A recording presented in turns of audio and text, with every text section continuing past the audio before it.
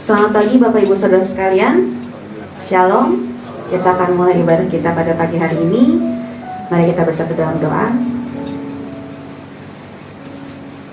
Selamat pagi Bapak Allah yang hidup, Tuhan yang berkuasa dalam hidup kami. Kami bersyukur buat segala berkat dan anugerah yang sudah Tuhan berikan pada hidup kami sampai saat ini.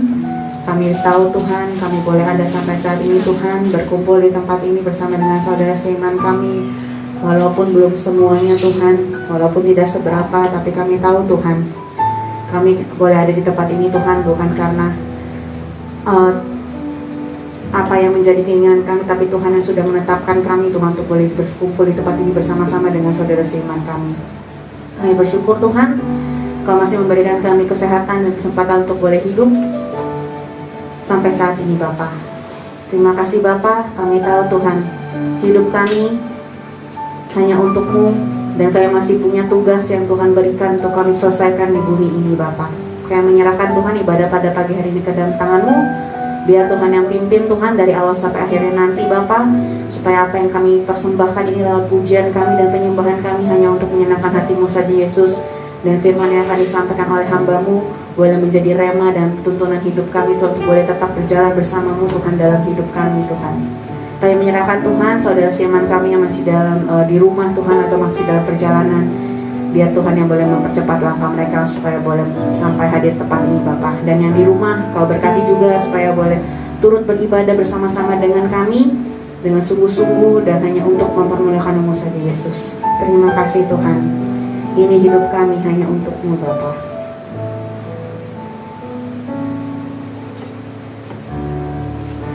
Di tangan-Mu ini janjiku, setiap hidupku untuk-Mu. Kau mengatur jalan hidupku, ku milik-Mu selamanya. Di tangan-Mu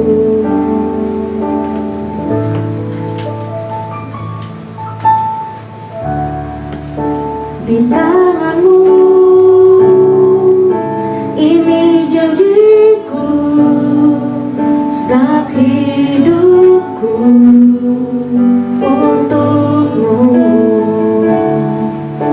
Kau mengatur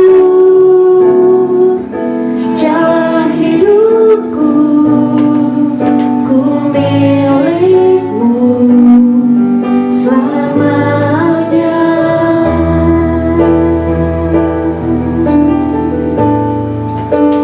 Yesus aku percaya,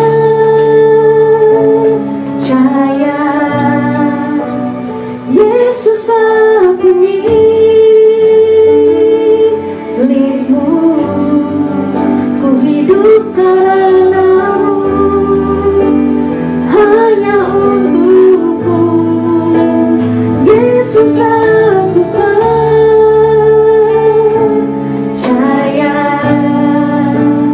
Yesus aku milik-Mu, ku hidup karena-Mu, hanya untuk-Mu selamanya.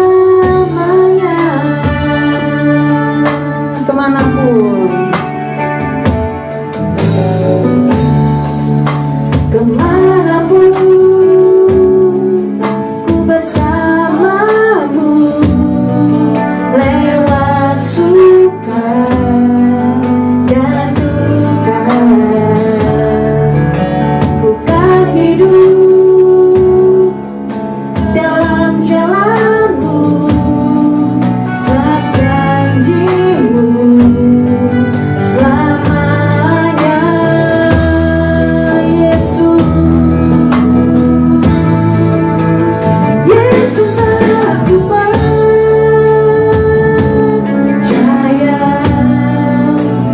Yesus aku milik-Mu, ku hidup karena-Mu, hanya untuk-Mu. Yesus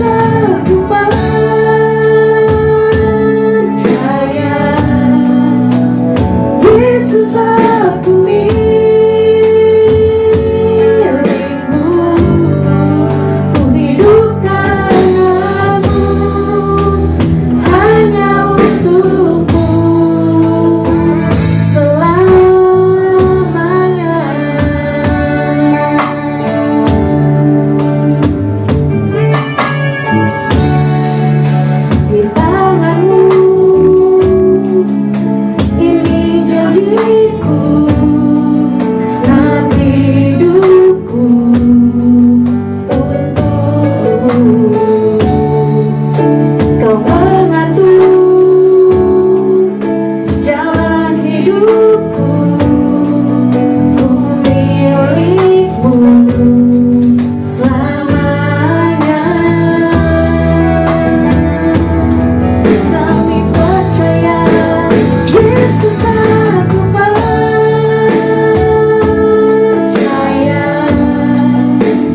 Yesus, aku milik.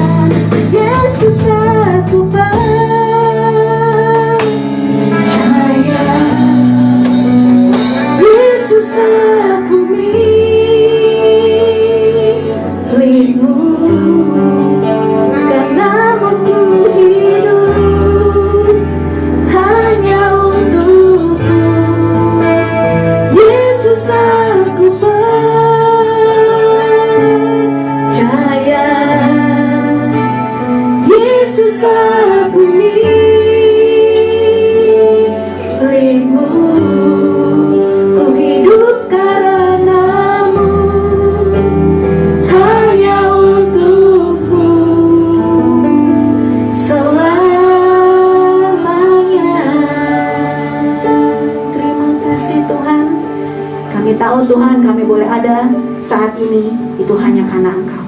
Dan karena itulah Bapa, untuk itulah hidup kami hanya untuk-Mu saja Yesus. Karena kami tahu hanya Engkau yang untuknya kerajaan, kuasa, kemuliaan sampai selama-lamanya. Semua yang percaya sama-sama katakan amin. Sekali lagi semuanya shalom. Shalom. Yuk kita sama-sama berdiri, kita katakan hanya dekat Allah saja kita akan tenang. Dan setiap langkah hidup kita biar Tuhan yang mengatur. Sebab Tuhan jugalah yang akan membawa kita untuk boleh tetap bersama dengan Dia. Yes.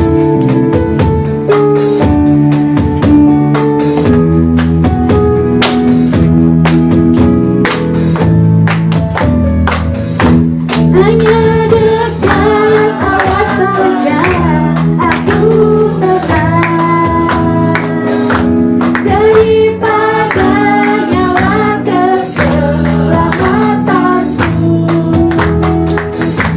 Hanya Dia gunung batuku, hanya Dia hutan bentengku. Aku tidak akan goyah selama-lamanya. Hanya dekat Allah saja aku tenang, daripadanya lah keselamatanku. Hanya Dia gunung batuku, hanya Dia kota bentengku. Aku tidak akan goyah selama-lamanya. Hanya dekat Allah saja aku tenang, daripadanya lah keselamatanku. Hanya Dia gunung batuku, hanya Dia kota bentengku. Aku tidak akan goyah selama-lamanya. Aku tidak akan goyah selama-lamanya. Aku tidak akan goyah selama-lamanya.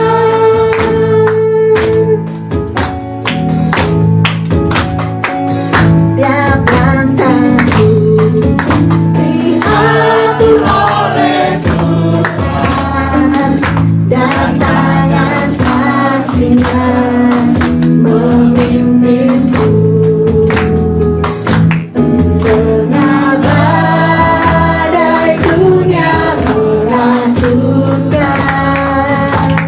hatiku tetap tenang teduh.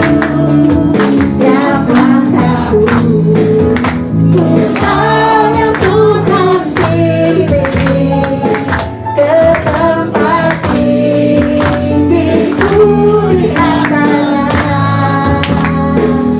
Bila sekali aku tiba di rumah Bapa surga yang lapang, aku imanku mulai goyah, dan bila jalanku hampir sesat, pandang Tuhanku penebus dosa. Ku teguh sebab Dia dekat. Tiap langkahku ku bantu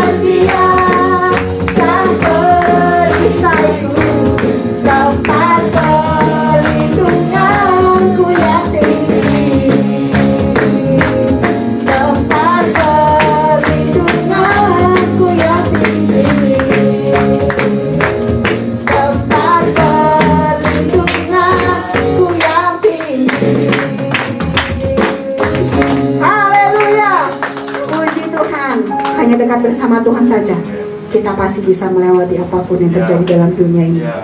Terima kasih Bapak. Ini kami Tuhan, yang bisa di depan dengan firman-Mu. Kami mau Tuhan untuk belajar setiap hari, boleh semakin hari semakin menyerupai Engkau saja Tuhan. Ajar kami, bantu kami untuk boleh terus mendekat dan melekat sama Tuhan. Haleluya. Terima kasih Tuhan.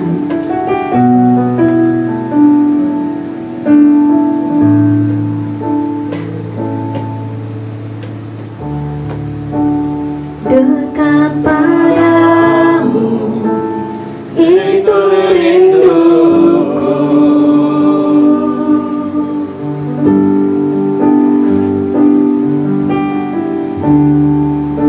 Setiap kataku, kau pun menunggu.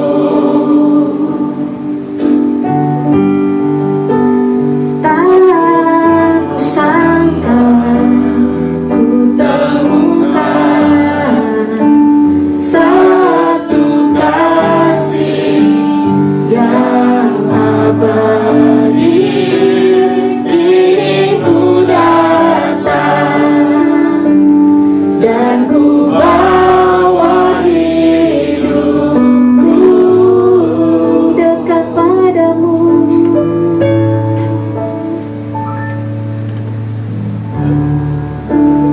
Dekat padamu, itu rinduku.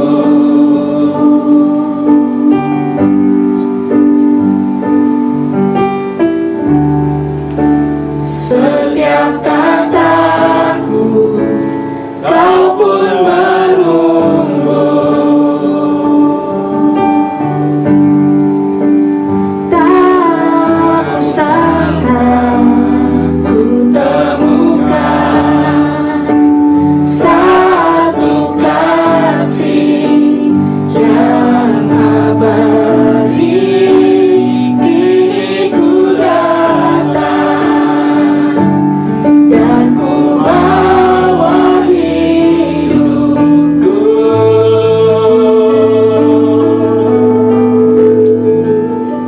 Memandang wajahmu, mengikuti kebaikanmu, mengejar hadirmu di dalam hidupku.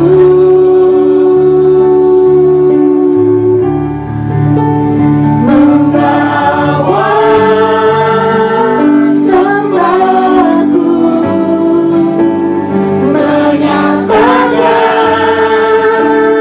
kebesaran-Mu, mengejar hadir-Mu di dalam hidupku.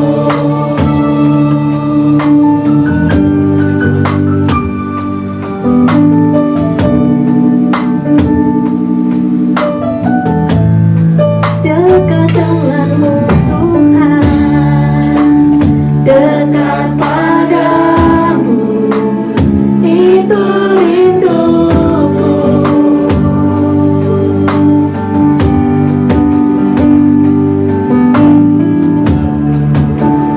Setiap kataku, kau pun menunggu. Tak kusangka ku temukan satu kasih yang abadi. Kini ku datang dan ku bawa hidupku.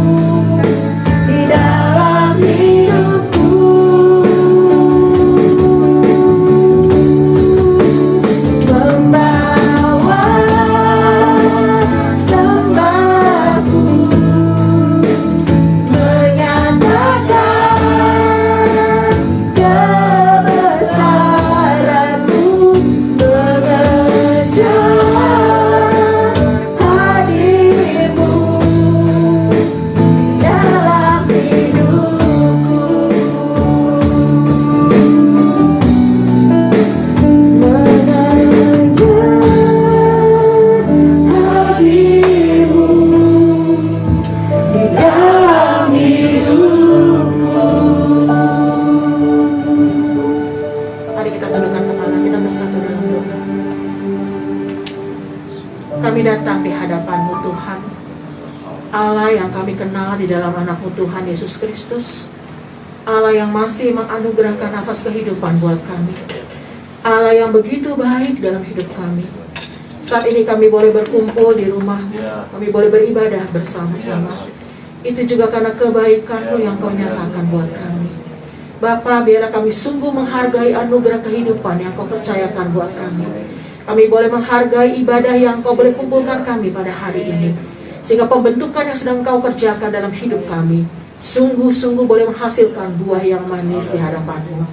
Tuhan, ini kami Tuhan, saat kami mendengar kebenaran firman-Mu, bila Kau mau pakai hamba-Mu di dalam segala keterbatasannya, Tuhan boleh urapi dia, Tuhan boleh terus nyatakan kasih dan kebenaran-Mu melalui dia, sehingga nama Tuhan dimuliakan.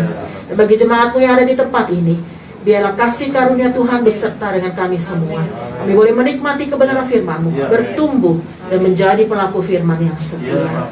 Terima kasih Bapa, kami mau mendengar firman-Mu. Berfirmanlah, karena kami siap untuk mendengarkannya. Di dalam nama Tuhan Yesus Kristus Allah kami yang hidup, kami bersyukur, kami berdoa. Amin. Bapak Ibu jemaat silakan duduk kembali. Shalom. Shalom. Selamat pagi. Terima kasih Pak Gembala, terima kasih Bapak Ibu yang boleh hadir pada pagi ini, saya boleh mengambil bagian dalam ibadah pada minggu pagi ini. Kalau kita boleh lewati masa-masa sepanjang COVID ya, dari mulai saya ingat sekali kami di kampus sudah mulai tidak mengajar lagi sejak 16 Maret, hari Senin itu dinyatakan bahwa belajar di rumah gitu ya.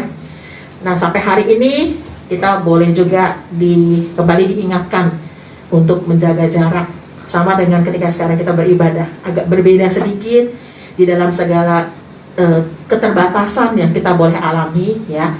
Saya belajar bagaimana di dalam hari-hari yang sulit ini, tema inilah saya ingat, ada masalah, ada pelajaran di dalam kekristenan. Saya selalu ingat bahwa Tuhan mengizinkan segala sesuatu terjadi dalam hidup kita ya. Jadi semua ada di dalam kedaulatan Tuhan. Sehingga hari-hari yang kita lalui hari ini pun ya kita boleh beribadah. Ya, gereja kami malah belum mulai beribadah sampai akhir Juni ya. Masih beribadah live streaming di rumah. Dan saya selalu percaya bahwa pimpinan Tuhan tidak pernah salah dalam hidup kita ya, walaupun dalam keterbatasan. Saya ingat ketika kita memakai masker ini, kita bukan hanya peduli terhadap keselamatan orang lain, tapi juga buat diri kita. Ya, walaupun kita mungkin tidak nyaman ya dengan bermasker, tapi ingatlah bahwa hidup kita harus kita pertanggungjawabkan pada Tuhan. Sehingga ketika kita dalam keterbatasan, di dalam segala ketidaknyamanan pun, kita selalu ingat bahwa kita juga harus bertanggung jawab atas hidup ini pada Dia. Ya, mari kita sama-sama lihat di dalam topik pagi ini, masalah dan pelajaran di dalam kekristenan. Nah, ada kata-kata bijak dari Jerman, boleh diklik. Ya, kita bertumbuh terlalu cepat tua dan terlalu terlambat pintar. Ya. Kalau kita lihat pepatah dari Jerman ini atau kata bijak ini, banyak orang yang setuju dengan kesimpulan itu. Katanya bahwa dalam hidup umur lebih meningkat dibandingkan dengan hikmat. Umur itu pasti meningkat. Setiap tahun kalau kita ulang tahun, umur itu pasti akan bertambah. Tetapi hikmat belum tentu. Kebijakan belum tentu. Ya, orang bilang ya. Jadi kalau kita bicara umurnya sudah tua tetapi masih begitu-begitu aja, kata orang bisa seperti itu ya. Atau kalau kita katakan pada saat kita belajar mengetahui segala sesuatu, itu sudah terlambat untuk kita gunakan. Teori kita jago banget, tetapi pada saat kita praktek, kita hanya tahu teori-teori tanpa pernah kita mempraktekkan, sudah terlambat. Ya, banyak hal di dalam kehidupan orang Kristen, mungkin kita hafal ayat Alkitab. Kita tahu banget kalau orang tanya, udah sering belum baca Alkitab? Oh, sering, sampai udah berapa kali. Tapi seberapa banyak yang kita baca itu kita lakukan. Nah, pepatah ini mengingatkan kita ya. Kita belajar, walaupun kita punya masalah di dalam pengalaman hidup kita, ya, di dalam segala hal, itu bukanlah yang terpenting. Tetapi yang saya mau katakan, pelajaran apa yang kita dapatkan melalui masalah ini, yang akan membimbing kita di dalam hidup sebelum terlambat. Jadi kenapa tema ini saya ambil, bicara mengenai masalah dan pelajaran. Kita tahu dalam hidup kita yang namanya masalah itu selalu ada. Tanpa kita undang Bapak Ibu Saudara, masalah selalu datang. Dia waiting list tuh.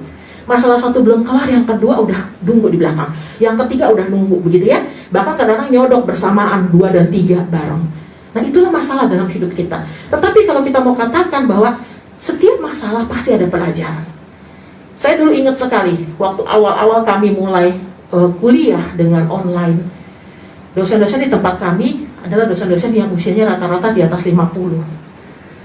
Mereka katakan nggak mungkin kita ngajar dengan online, nggak bisa, susah, mahasiswa itu nggak akan paham. Oh, kita tatap muka aja mereka nggak ngerti kok. Tapi ketika kita diperhadapkan pada satu kondisi, memaksakan diri kita untuk rela dan merelakan diri kita untuk mau dipaksa, ternyata bisa. Ya, dari Maret, April, Mei, Juni, bahkan sekarang kita ujian online. Ujian akhir semesternya online. Sebentar lagi sidang skripsi itu juga mau tidak mau online. Ya, yang kita katakan enggak mungkin, ternyata kita bisa lakukan. Itu pelajaran. Yang tadinya nggak bisa, yang namanya buka Teams, yang namanya buka Zoom, yang namanya buka Google, nggak bisa. Sekarang mahir, bisa. Ya, nggak kepikir tuh ngajar hitung-hitungan. Saya sendiri kan ngajarnya hitungan akuntansi ya. Nggak kepikir bagaimana ngajarin mahasiswa itu dengan akuntansi dengan online. Tapi kita bisa melewati masa-masa sulit ini.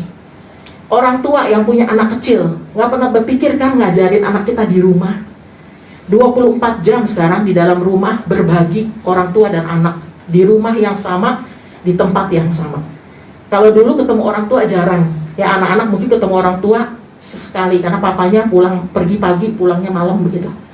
Tapi sekarang ternyata kita bisa melihat keakraban itu terjadi. Ibu-ibu yang nggak pernah masak sekarang mendadak jago masak. Ya kan, semua eksperimen dikeluarkan, enak gak enak urusan kedua. Yang penting waktu dipamerkan, roti buatan ini mengembang ya, bolu kurang naik tapi nggak apa-apa, rasanya enak, pasti ada kalimat hiburan ya. Dan anak kita mendadak menjadi lebih bertumbuh lebih cepat daripada sebelumnya. Ya mau nggak mau yang ngabisin siapa makanannya? Ya anak kita ya gitu ya. Jadi saya lihat inilah satu keadaan yang hanya merelakan diri kita untuk mau dipaksa dan memaksakan diri kita untuk rela melakukan segala sesuatu. Itu pelajaran yang khusus kami dapatkan di tengah keluarga. Nah sekarang kalau kita lihat bagaimana ketika kita belajar dari seorang yang namanya Musa. Yuk kita sama-sama lihat Bapak Ibu ya. 3 periode kehidupan Musa. Saya suka sekali bagaimana mengingatkan kita akan makna hidup yang Tuhan anugerahkan. 3 periode dari kehidupan Musa. Kita lihat sama-sama di Mazmur 90 ayat 10 sampai 12. Mazmur 90 ayat 10 sampai 12. Ini yang Musa tuliskan ya di dalam kehidupannya. Saya bacakan buat Bapak Ibu semua. Masa hidup kami 70 tahun dan jika kami kuat 80 tahun. Dan kebanggaannya adalah kesukaran dan penderitaan, sebab berlalunya terburu-buru dan kami melayang lenyap. Siapakah yang mengenal kekuatan murkamu dan takut kepada gemasmu? Ajarlah kami menghitung hari-hari kami yang sedemikian, hingga kami beroleh hati yang bijaksana. Belajar dari seorang Musa, ada 3 periode kehidupan Musa. Periode pertama adalah ketika dia ada di istana.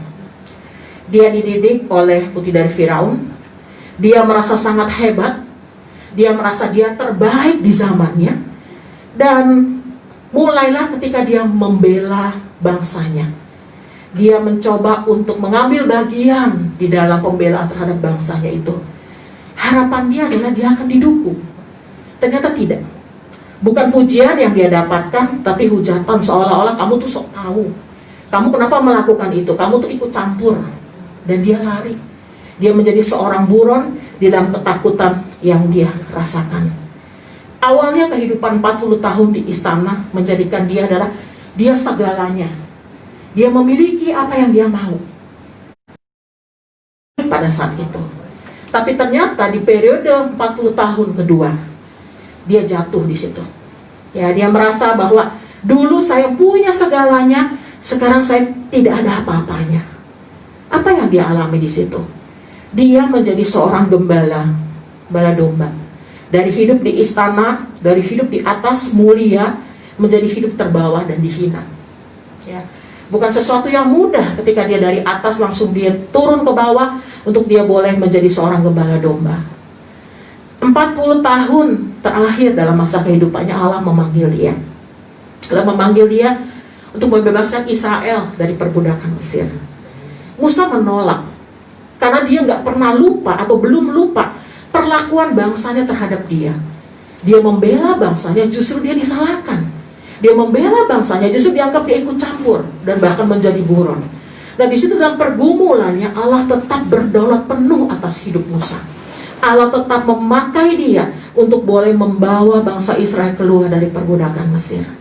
Disitulah 40 tahun dalam masa pengembaraan dia baru sadar bahwa Allah adalah segalanya.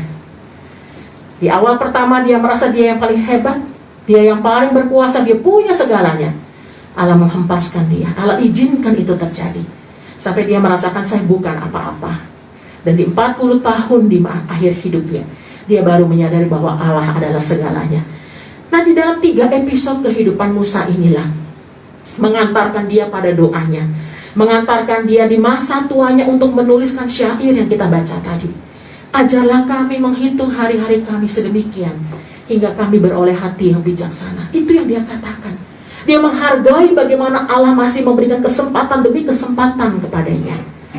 Ya, kalau kita lihat Bapak Ibu Saudara, bahwa Musa melukiskan dengan sangat baik di dalam ayat-ayat ini betapa besarnya Allah. Sekaligus dia menyadari betapa sebetulnya manusia itu hina luar biasa, kecil sekali. Ya, Mazmur ini mengajarkan kita menghitung hari-hari kita sedemikian dengan ketelitian, dengan memperhatikan dengan cermat, dan memahami dengan bijak, supaya kita tahu apa yang sesungguhnya Tuhan inginkan kita lakukan dalam hidup kita. Ya, menarik sekali. Orang yang begitu Tuhan pakai dengan asam garam kehidupan, mampu melihat bahwa Tuhan adalah segalanya dalam hidup dia. Nah, sekarang coba kita lihat saat masalah datang dalam hidup kita. Ya, saya mau katakan ketika masalah itu datang dalam hidup kita, dan selalu akan datang, karena kita masih hidup di dunia ini, tidak pernah luput dari masalah. Apa yang kita mau lakukan? Langkah iman apa yang mau kita lakukan? Yang pertama adalah kita mau berseru di dalam doa. Berseru di dalam doa. Di dalam Mazmur 50 ya, ayat 15. Coba ada satu orang boleh bacakan buat kita. Mazmur 50 ayat 15. Silakan. Mazmur 50 ayat yang ke-15. Berserulah kepadaku pada waktu kesesakan, aku akan meluputkan engkau, dan engkau akan memuliakan aku. Ya, berserulah dalam kesesakan, aku akan meluputkan engkau. Itu Tuhan yang berjanji. Ya, setiap kita punya masalah, datang kepada Dia. Jangan coba untuk tangani sendiri, walaupun kita merasa bahwa kita kuat dan kita mampu. Manusia selalu merasa dia adalah superior, dia bisa segalanya. Tapi ketika kita diperhadapkan kepada Tuhan, ternyata kita bukan apa-apa. Kita nggak bisa melakukan banyak hal dengan kekuatan kita. Yang kedua, saat masalah datang, adalah berani mengoreksi diri. Berani mengakui apa yang sudah kita lakukan di hadapan Tuhan. Berani jujur di hadapan Dia. Setiap kita datang kepada Tuhan, selalu kita ingat bahwa hari ini saya tidak luput dari masalah dan kesalahan pada Tuhan. Mungkin tidak secara langsung. Ketika kita ada di tengah keluarga, kita mungkin tanpa sadar menyakiti pasangan kita. Kita menyakiti hati anak-anak kita. Kita menyakiti hati orang tua. Dan disitulah kita belajar mengoreksi diri. Apa yang sudah saya lakukan Tuhan? Kenapa saya tidak disukai oleh sekeliling saya? Kenapa ketika saya melakukan hal ini seolah orang menolak saya? Belum tentu kita salah, betul. Tetapi seringkali kita justru melakukan kesalahan yang seharusnya tidak perlu kita lakukan.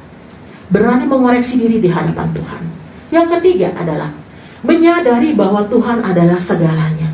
Nah, kalimat ini menyadari Tuhan segalanya itu seperti Musa tadi, mengakui bahwa Tuhan berdaulat penuh atas hidupnya.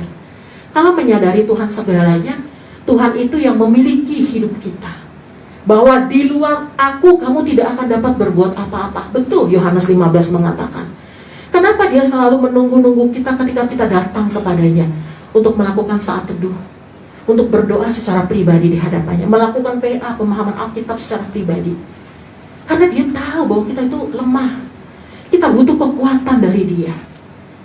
Ya, di dalam kita menyikapi masalah-masalah pandemi COVID ini, disinilah kita menyadari bahwa kebergantungan kita pada Tuhan sangat kuat.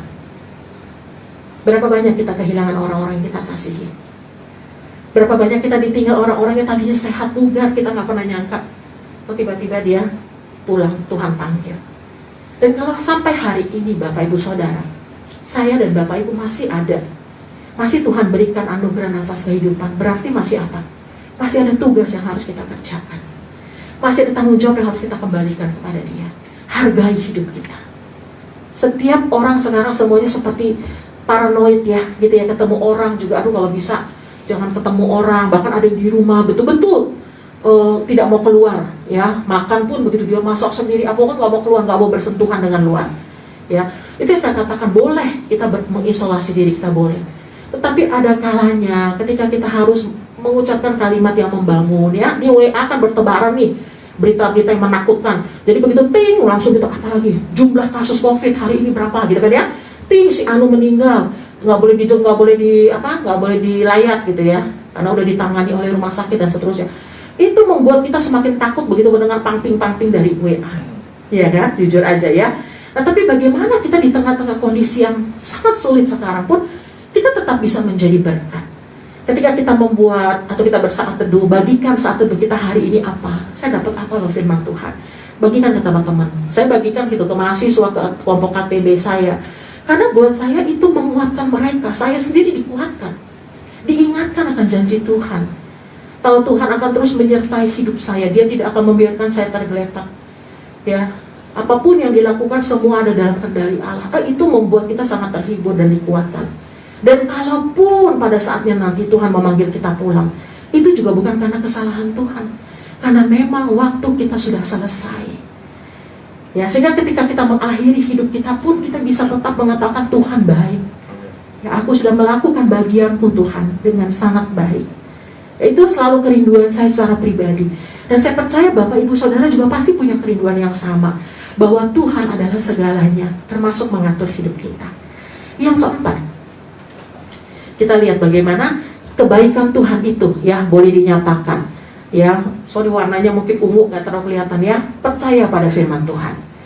Percaya pada firman Tuhan adalah bahwa apa yang dikatakan oleh firman Tuhan ini tergenapi, iya dan pasti. Jangan pernah ragukan itu. Ya, tidak perlu kita tanyakan benar nggak ya, Tuhan ngomong ini benar nggak ya. Selalu tergenapi. Tuhan tidak pernah lalai menepati janjinya. Dan ketika Dia menolong kita pun, itu juga menurut kerelaan kehendaknya. Ya, percaya pada firman Tuhan. Mazmur 119 ayat 50. Boleh satu orang lagi bacakan? Mazmur 119 ayat 50. Satu orang boleh bacakan? Mazmur 119 ayat 50.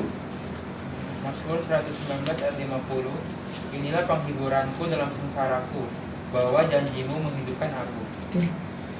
Inilah penghiburanku dalam sengsaraku, janjimu menghidupkan aku. Itu firman Tuhan, ya. Tuhan akan terus memberikan kepada kita kekuatan. Tuhan memberikan kepada kita pengharapan. Di dalam Tuhan selalu ada pengharapan, ya. Setiap masalah selalu ada jalan keluar bersama dengan Tuhan. Nah, inilah ketika itu masalah itu datang. Dan yang terakhir, ketika masalah itu datang apa?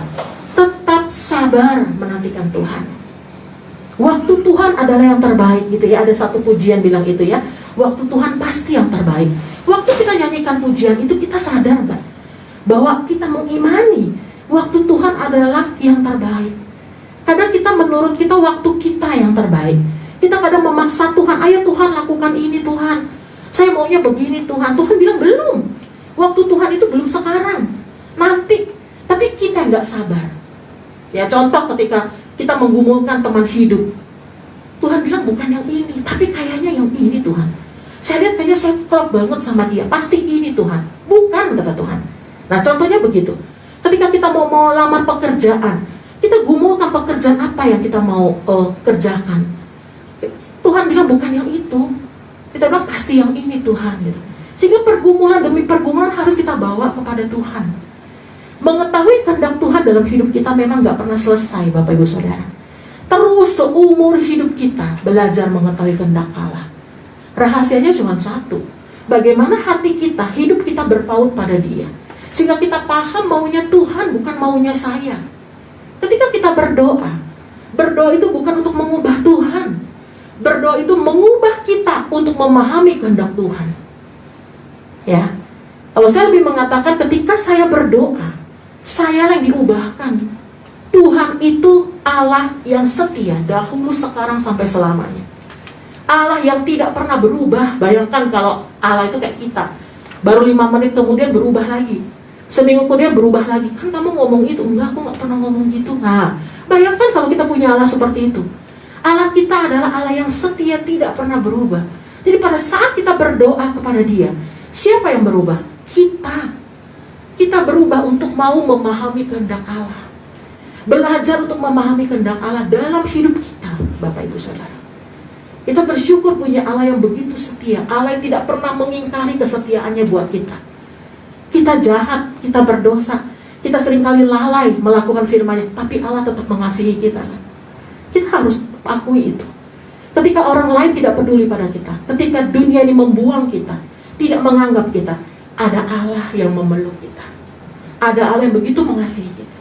Sehingga ketika kita bertemu dengan orang yang tidak mempunyai pengharapan, ketika orang itu mengatakan, ibu saya itu lahir ke dunia ini gak diharapkan, orang tua saya itu gak pengen saya. Kalau orang-orang punya anak lagi bilang bonus ya, kalau saya enggak, saya tuh bawa sial.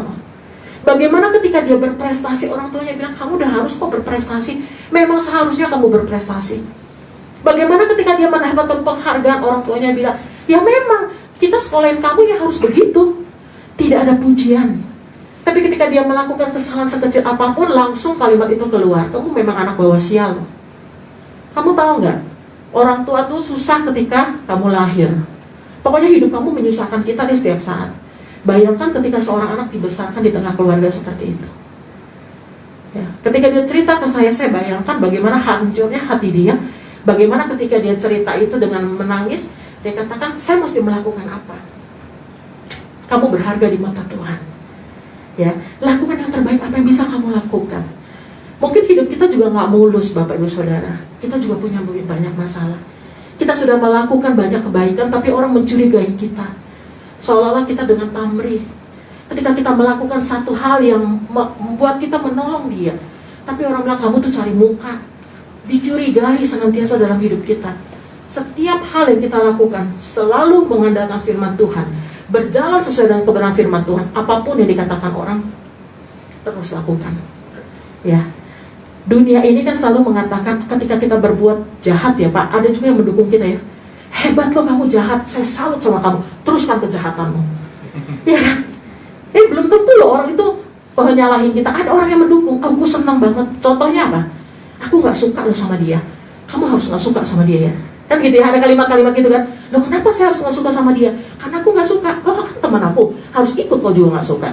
Bayangkan, itulah dunia. Tapi ketika kita berbuat baik, ada juga orang yang mengkritik kita. Ngapain sih jadi orang baik banget?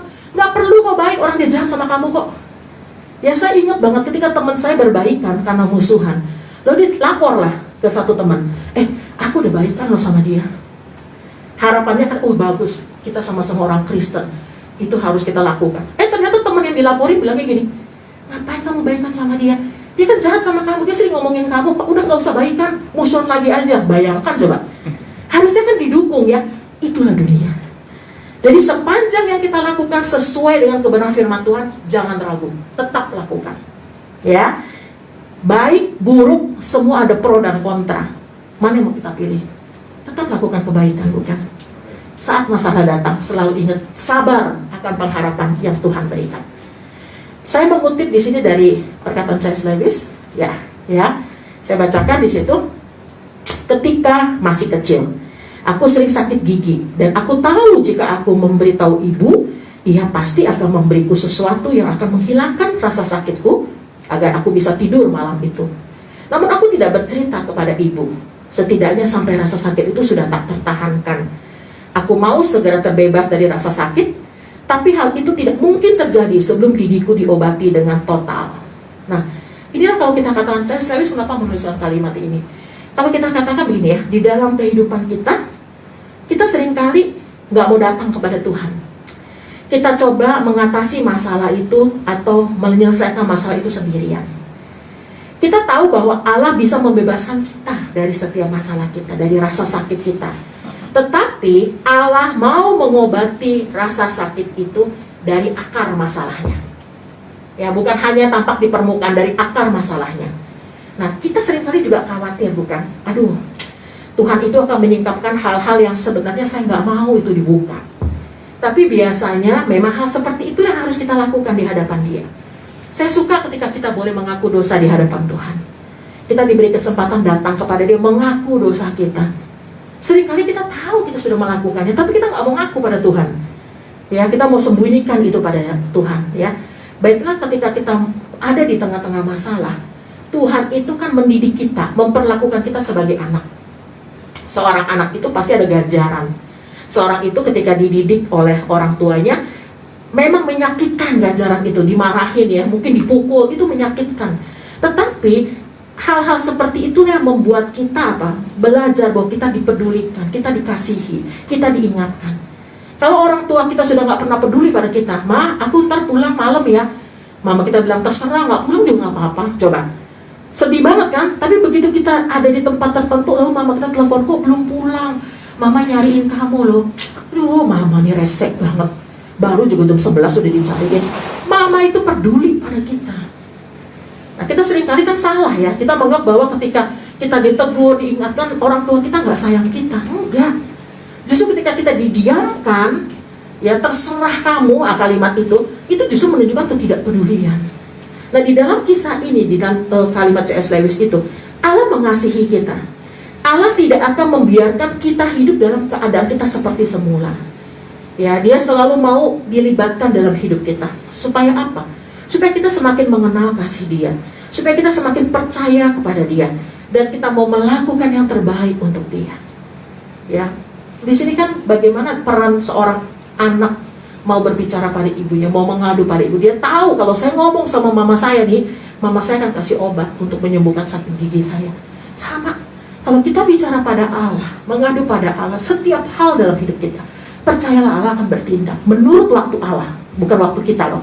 Karena kita suka paksain sih menurut waktu kita. "Oh belum Tuhan, oh belum Tuhan." Ya, saya berdoa ketika papa saya belum menjadi orang Kristen. Dari SD saya berdoa, bagaimana Tuhan, saya ingin punya papa yang seperti orang Kristen yang lainnya, bisa ke gereja sama-sama gitu ya, bisa bicara firman Tuhan sama-sama. Itu dari saya SD. Saya SMP belum ada perubahan apapun. Saya SMA sama. Ketika saya menikah juga sama, papa saya tuh belum menjadi orang Kristen. Lalu ketika saya udah punya anak, ya masih juga belum. Lalu adik-adik saya suka bilang, "Bosan gak sih berdoa buat Dedi kita?" Mereka tanya ke saya, "Dosen gak sih kamu berdoa buat Dedi?" Saya jujur mau katakan sebenarnya saya bosan. Ya dari SD, coba bayangin 40 tahun lebih. Lalu tapi depan adik-adik saya nggak boleh katakan itu. Saya bilang, nggak bosan, terus doakan. Tuhan itu punya waktu yang terbaik. Padahal jujur saya pun punya kebosanan yang sama. Tapi supaya saya tetap bisa menyemangati mereka, saya katakan nggak bosan begitu. Dan puji Tuhan betul. Ya, papa saya baru menjadi orang Kristen 6 tahun yang lalu. Itu pun juga di dalam kondisi sebetulnya kita nggak percaya, kok bisa ya dia jadi orang Kristen. Padahal dulu seteru saya tuh salah satunya dari papa saya. Ya, saya ingat sekali kalau saya pelayanan, papa saya suka bilang, "Kamu nggak usah pulang, tanggung kalau pulang. Bawa aja pakaian kamu," gitulah kira-kira. Lalu pertanyaan-pertanyaan misalnya, "Kamu dibayar berapa sih oleh persekutuan itu? Kok kamu mau sih melayani dia? Kamu kan masih pelajar," saya masih SMA gitu. Saya bilang, "Saya nggak dibayar apa-apa, tapi saya tahu Tuhan Yesus mati buat saya pun nggak membayar dia sepeser pun. Dan inilah hidup yang saya persembahkan buat dia." Kayaknya hampir setiap kali saya keluar rumah, saya pasti berantem untuk urusan pelayanan. Ya, tapi pada akhirnya ketika Tuhan menjawab doa kami, baru 6 tahun yang lalu papa saya menjadi orang Kristen. Di situ saya baru menyadari Tuhan betul, waktu Tuhan adalah yang terbaik. Walaupun beliau sangat sulit lagi ikut katekisasi gitu ya, pembinaan di gereja. Ya, usia 82 papa saya menjadi orang Kristen. Ya, mau masuk ke 82. Jadi untuk percakapan pun dengan pendeta ini juga sesuai dengan apa yang dia ngerti. Kan nggak mungkin lagi kita ajarkan tentang hal-hal buat beliau di usia yang lanjut. Ya, tapi ketika coba untuk pelan-pelan bicara padanya, ya ingetin tentang kasih Tuhan, dia memahami. Sampai hari ininya papa saya masih ada dan kami masih merawat beliau. Saya percaya bahwa waktu Tuhan adalah yang terbaik buat kami. Next, berikutnya. Nah, pelajaran dari masalah hidup kita. Ya, mungkin Bapak Ibu Saudara sering mendengar masalah ini. Ada 3, ada carrot, ada egg, dan ada coffee. Ya, kalau kita lihat ketiga benda ini gitu ya, mengalami hal yang sama, mengalami ujian yang sama. Saya katakan apa ujiannya? Ujiannya adalah sama-sama mengalami proses sulit, direbus dalam air, ya, panas ya, dalam suhu tertentu. Tetapi mereka berubah menjadi wujud yang berbeda. Nah, contoh wortel. Wortel yang tadinya dia begitu kuat dan keras, ketika dia masuk dalam rebusan menjadi layu dan empuk. Ya, makanya kita bisa makan wortel itu ya. Kalau enggak, yang giginya udah rapuh nggak bisa makan gitu ya. Telur yang tadinya begitu rapuh, begitu direbus menjadi cangkang kulit yang kuat dan isinya padat tapi lembut, keras di situ. Sementara biji kopi ya, atau bubuk kopi itu unik. Setelah direbus, dia bukan mengubah segala sesuatunya, tetapi justru dia mengubah airnya itu, air rebusannya berwarna sama dengan aromanya. Itu perbedaannya ya, dari kopi, dari wortel, dan dari telur. Jadi kalau kita lihat di situ, justru dengan aroma kopi itulah keluar ketika dia direbus. Makanya kalau iklan-iklan biasanya begitu ya, seduh kopi, tercium aromanya, lalu bangun orangnya karena bau kopinya, bukan dari biji kopinya begitu ya. Nah, kalau kita katakan dari ketiga benda ini masing-masing mempunyai pesan tersendiri. Pesannya apa? Ketika kita diperhadapkan pada kesulitan hidup kita mau menjadi seperti apa? Wortel, telur, atau kopi? Kalau kita seperti wortel itu, kita tadinya kuat, tangguh. Tapi ketika ada masalah, kita menjadi begitu lemah. Kita kadang-kadang nyerah, ya udahlah gitu. Saya nggak mau lakukan apa-apa lagi, saya capek. Atau seperti telur yang tadinya rapuh, tapi pada saat mendapat ujian, mendapat masalah, kita merasa seolah-olah baik-baik saja. Padahal kita mengeraskan hati dan kadang-kadang mungkin dendam, nggak bisa terima gitu. Nah, kalau kopi ini, ketika kita melihat masalah, kita mengatakan tadi seolah-olah gini, aku mungkin nggak bisa melewati ini Tuhan. Tapi pada saat kita diperhadapkan pada masalah, dia menjadi seorang yang lebih kuat. Dia menjadi seorang yang mampu untuk memberikan aroma kebahagiaan pada orang-orang di sekitarnya. Bahkan dia mampu memberikan semangat buat orang-orang di sekelilingnya. Dia bisa mempengaruhi orang-orang itu. Kita mau jadi seperti apa ketika kita punya masalah? Kuat, lantas kita menjadi lemah dan menyerah? Atau kita tadinya begitu lemah, sekarang seolah-olah kita menjadi kuat, tapi sebetulnya punya akar pahit, kita mendendam, kita seolah-olah merasa bahwa ya nanti aku akan lakukan hal yang berikutnya buat kamu gitu ya, mengeraskan hati. Atau kita seperti kopi, ketika kita punya masalah justru kita bisa memberikan aroma kepada sekitar kita, mewarnai orang-orang di sekitar kita. Itu tinggal bagaimana kita. Masalah dan pelajaran dalam kekristenan kembali lagi kepada Bapak, Ibu, Saudara, dan saya untuk menyikapi hidup ini. Next, berikutnya. Nah, Tuhan menggunakan masalah itu untuk apa? Tuhan menggunakan masalah itu untuk mengarahkan kita. Mengarahkan kita adalah masalah menjadi cara untuk menarik perhatian kita. Menarik perhatian kita untuk apa? Untuk lebih dekat lagi pada Tuhan. Sekarang baru terasa kan ketika kita tidak datang beribadah, berkumpul bersama-sama.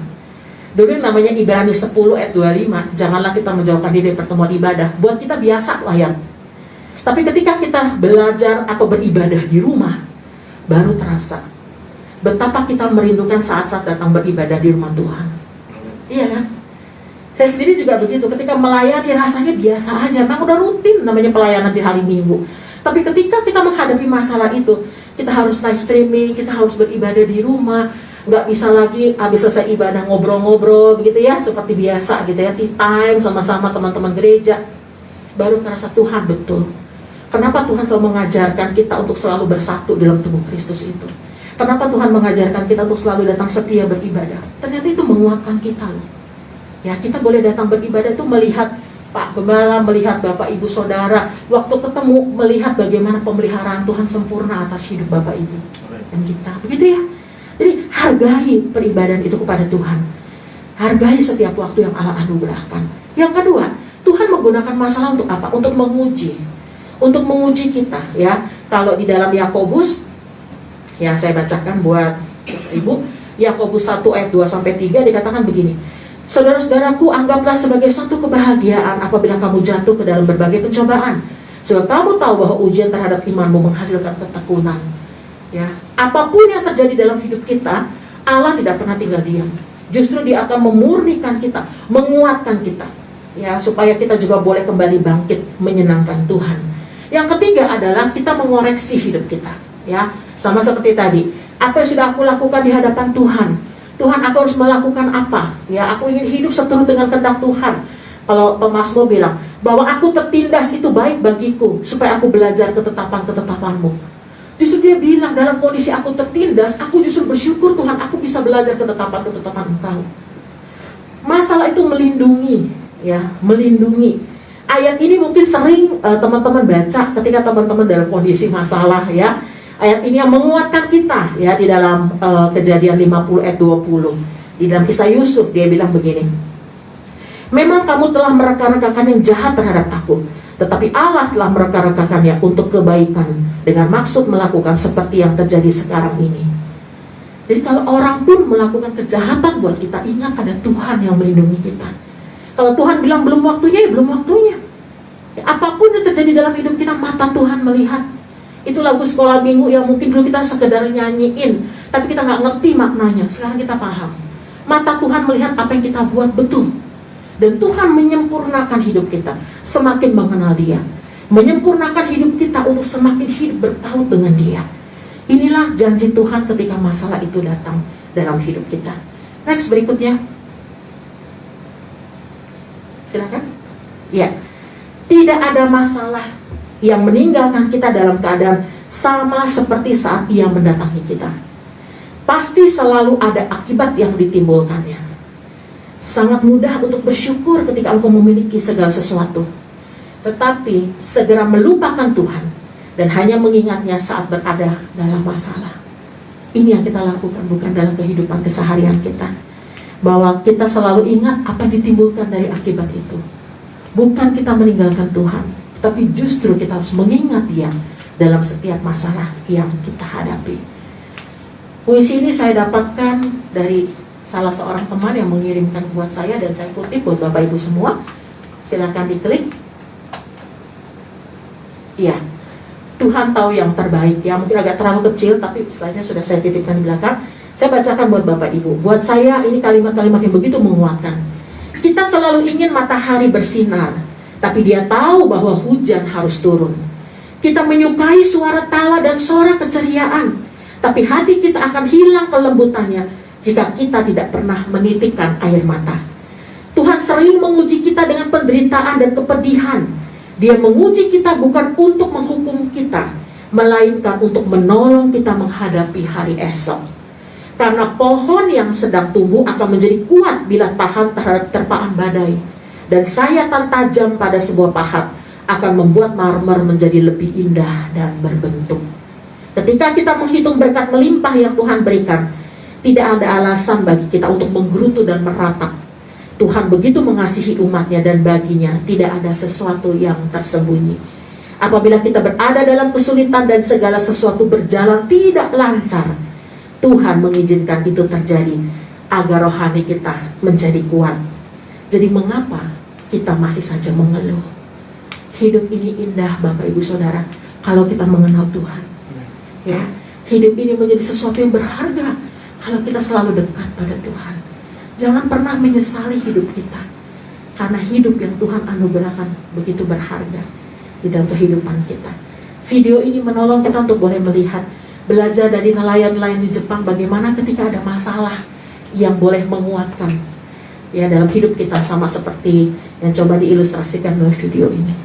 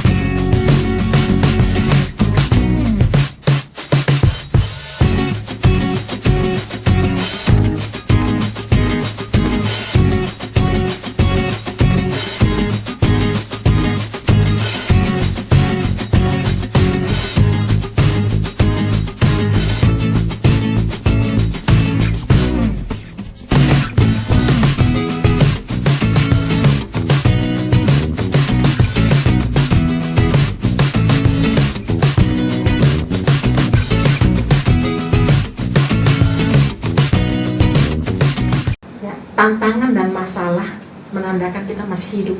Itu kalimat terakhir. Buat saya, sepanjang kita masih hidup, Bapak Ibu Saudara, pasti punya tantangan dan masalah. Ya, video ini kembali mengingatkan kita, betul. Ternyata justru disitulah kita boleh menjadi pribadi yang lebih kuat dari sebelumnya. Ya, hadapi masalah COVID ini bersama-sama. Saya yakin selama 3 bulan ini kita boleh diisolasi, kita boleh merasakan dan boleh melakukan atau boleh menjadi pribadi yang lebih kuat dari sebelumnya. Ya, lebih berpaut kepada Tuhan, menghargai anugerah kehidupan itu. Mari kita berdoa. Terima kasih Bapak, kami kembali diingatkan bahwa di dalam masalah ada pelajaran yang boleh kami terima. Kami percaya Tuhan bukan hanya sekedar kami boleh melewati masa-masa sulit ini, tapi terlebih ada Tuhan yang terus mendampingi, menopang kami. Terima kasih untuk persaudaraan kami di tengah-tengah gerejamu, saling mendoakan, saling menguatkan, karena kami sadar Tuhan, kami sebagai satu tubuh Kristus yang harus menopang. Berdoa untuk gerejamu Tuhan, biarlah setiap anak-anakmu boleh mengambil bagian seturut dengan kerelaan kehendak-Mu. Untuk Bapak Gembala, Tuhan berkati beliau, berikan hikmat dan bijaksana dari Tuhan untuk boleh menjadi satu role model, menjadi teladan di tengah-tengah anak-anak-Mu. Dan setiap jemaat di dalam gerejamu ini Tuhan, boleh semakin kuat, boleh menjadi pribadi yang tangguh, pribadi yang tidak pernah menyerah terhadap masalah. Tapi di tengah-tengah masalah yang dihadapi, malah Tuhan boleh terus menopang dan menguatkan mereka, sehingga mereka boleh menang melewati masalah ini bersama dengan-Mu. Waktu Tuhan adalah yang terbaik, dan kami percaya Tuhan, kami mengimani itu dalam hidup kami, untuk kami boleh berjalan bersama dengan Engkau. Terima kasih Bapa, firman-Mu sudah selesai diberitakan. Biar terus Roh Kudus-Mu yang menghidupkan firman itu dalam kehidupan keseharian kami, untuk kami boleh melewati masa-masa sulit ini, berpaut kepada Engkau saja. Di dalam nama Tuhan Yesus Kristus Allah kami yang hidup, kami bersyukur, kami berdoa. Amin.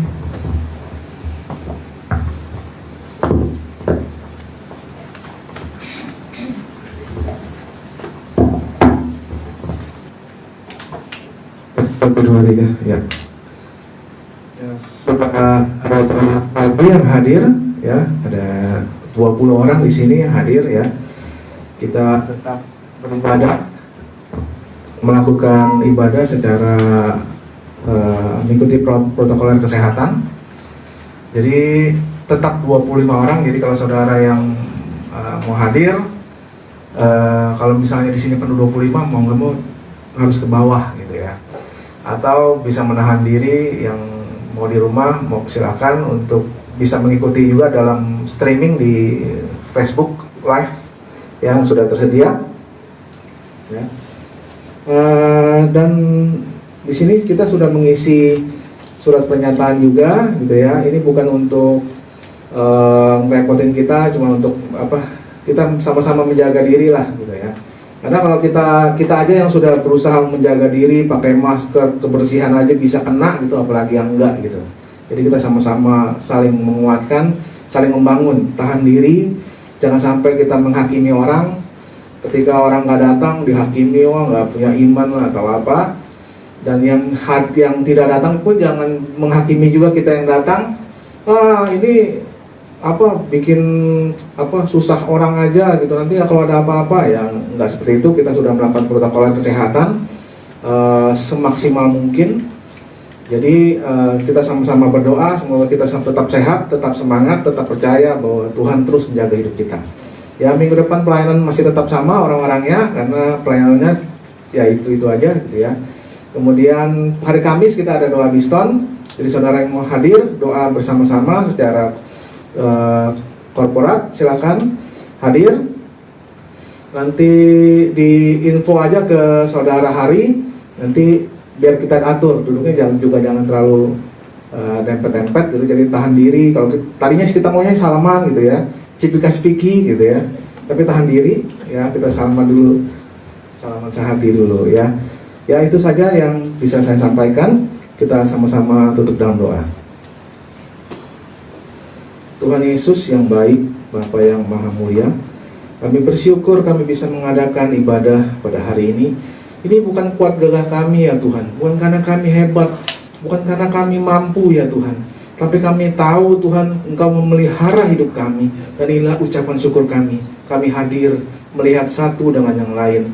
Kami hadir, kami memuji Tuhan dengan segenap hati kami. Terima kasih buat sukacita, terima kasih buat kesehatan yang telah Engkau berikan ya Tuhan. Berkati kami semua yang sudah melayani Tuhan di tempat ini. Berkati kami semua yang sudah hadir dengan sebuah kerinduan yang besar, bertemu satu dengan yang lain, dan untuk beribadah kepada Engkau ya Tuhan.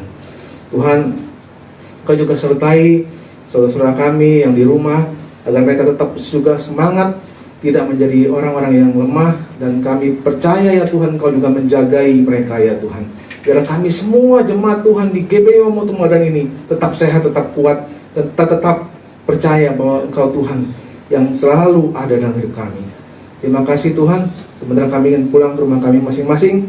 Kami mohon penyertaan-Mu Tuhan, pagarilah kami dengan malaikat-malaikat-Mu, karena kami tidak tahu selangkah kaki kami melangkah apa yang terjadi ya Tuhan. Sebab itu kami menyerahkan hidup kami ke dalam tangan-Mu. Biarlah Kau perbuat apa yang kepada baik. Berkati seluruh mata pencaharian kami, berkati seluruh pelayanan kami, berkati seluruh pergaulan kami ya Bapa, agar kami semua boleh mempermuliakan nama Tuhan. Dalam nama Tuhan Yesus kami berdoa. Saya serahkan berdoa. Mari kita bagi berdiri bersama-sama, kita naikkan satu pujian. Bapa, terima kasih. Bapa, terima kasih. Bapa di dalam surga, ku berterima kasih. Sidang jemaat yang dikasihi oleh Tuhan, percayalah kepada Tuhan. Kita ada di tangan Tuhan, kita dalam pikiran Tuhan, kita dalam rencana Tuhan. Tidak mungkin kita akan ditinggalkan oleh Tuhan. Saat ini pulanglah. Bawalah setiap berkat yang datang daripada Allah Bapa. Kasih karunia daripada Tuhan Yesus Kristus yang melimpah, yang melampaui segala akal pikiran, akan menguasai hidup. Serta pertolongan penghiburan daripada Roh Kudus, itulah yang akan menyertai setiap langkah kita. Mulai hari ini kekal dan sampai selama-lamanya. Sampai yang datang menyatakan kemuliaannya di dalam hidup saudara masing-masing. Ke dalam nama Tuhan Yesus Kristus yang percaya dan diberkati Tuhan, sama-sama katakan amin. Selamat ulang, Tuhan memberkati.